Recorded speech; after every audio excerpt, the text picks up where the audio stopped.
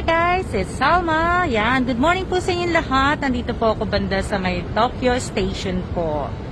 So, wala pa akong kasama ngayong araw na to.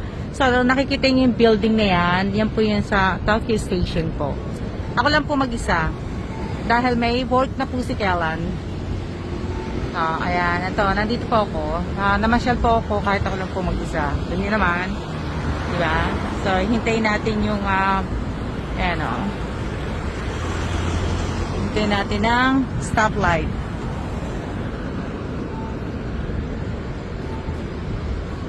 So,